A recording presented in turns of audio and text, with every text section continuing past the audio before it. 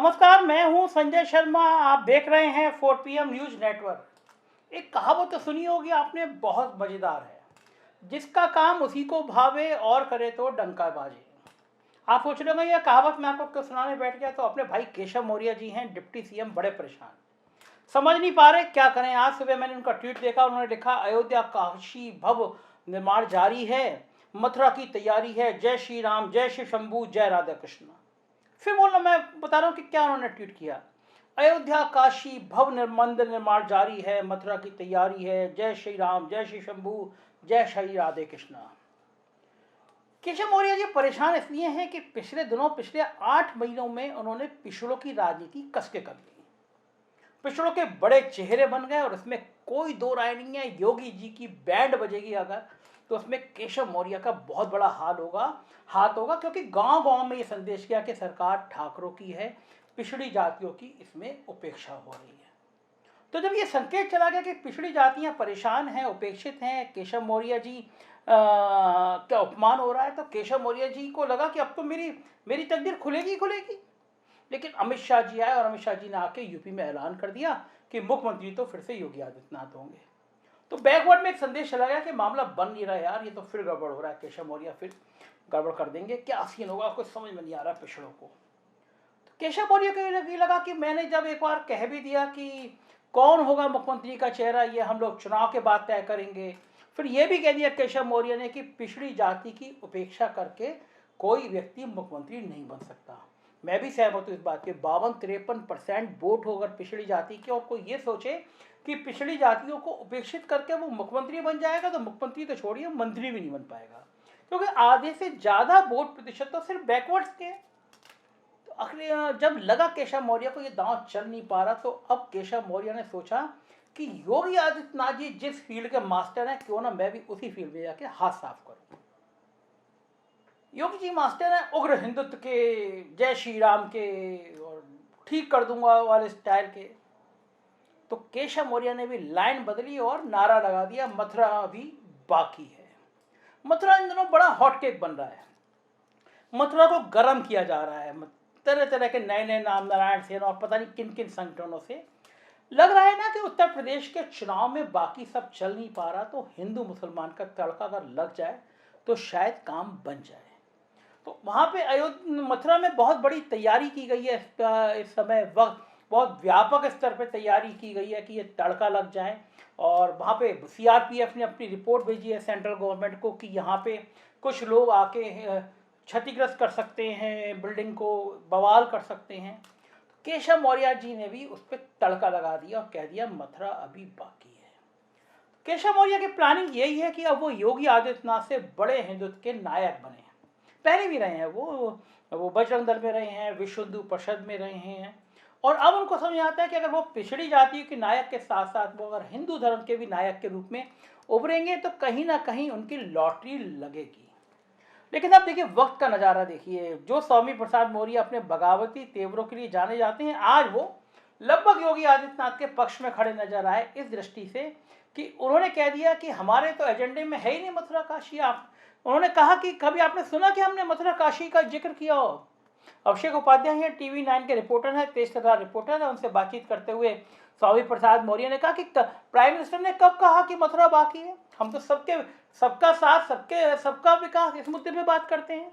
जब उनसे अभिषेक ने पूछा कि वो केशव मौर्य कह रहे हैं मथुरा, तो बोले कि आप उनकी बात उनसे पूछिए, हमारे मुद्दे में नहीं है। केशव मौर्य का सुबह ट्वीट हुआ और शाम तक दूसरे बड़े मौर्य नेता ने केशव मौर्य को निपटा दिया। इसका मतलब भारतीय जनता पार्टी के अंदर जो ये इलू इलू चल रहा था, वो सब गुब्बारा फूट गया। मतलब साफ है कि नेताओं के आपसी सुर तय ताल अभी अभी अलग चल रहे हैं, अभी अभी वो कंफर्ट जोन में नहीं आए हैं, एक दूसरे का साथ देने की स्थिति में नहीं आया। तो ये खतरनाक बात है।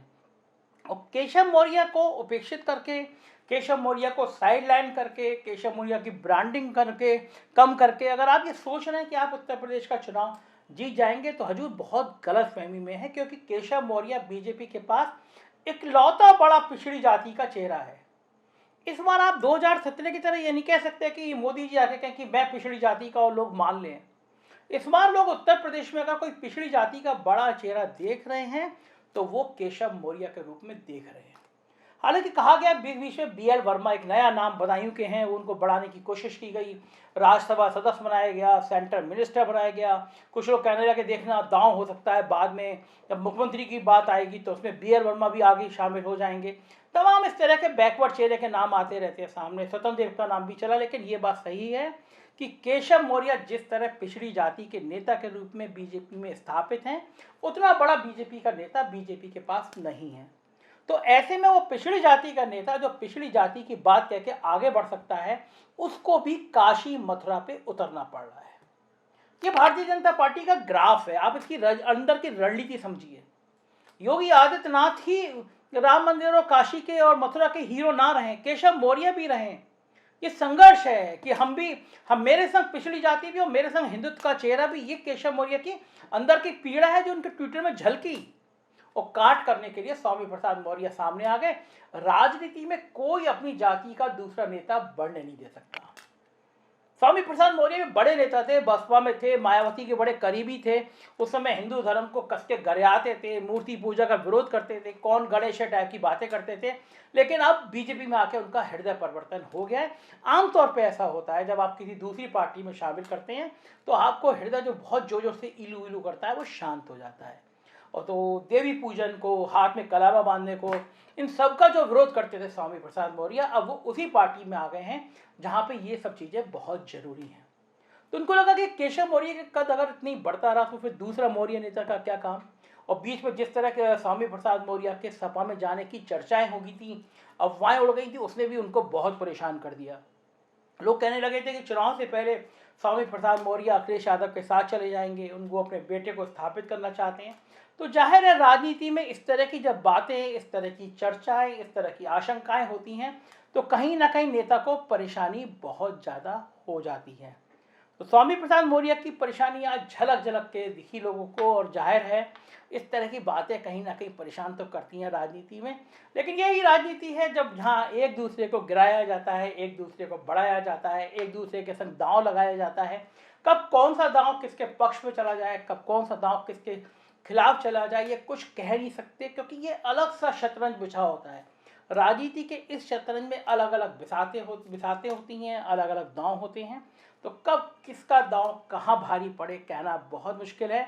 कौन से दांव कहाँ चले जाते हैं, ये अगर देखना और ये अगर समझना हो तो देखते रहिए 4PM न्यूज़ नेटवर्क, क्योंकि यही वो चैनल है जो आपको बताएगा कि उत्तर प्रदेश की राजनीति के अंदर एक्चुअल में चल क्या रहा है। अब बड़े बड़े मीडिया संस्थानों को सरकार मैनेज करती है, कोशिश करती है कि सच सामने ना आ जाए, लेकिन हमें सरकार के किसी प्रलोभन का, किसी विज्ञापन का कोई सरोकार नहीं है। हम चाहते हैं सच आप तक पहुँचे। तो अगर आप हमारी मदद करना चाहते हैं बेखौफ पत्रकारिता के लिए, तो एक नंबर चल रहा है, इस नंबर पर सपोर्ट करिए, अपना मैसेज करिए, हमारी टीम संपर्क करेगी।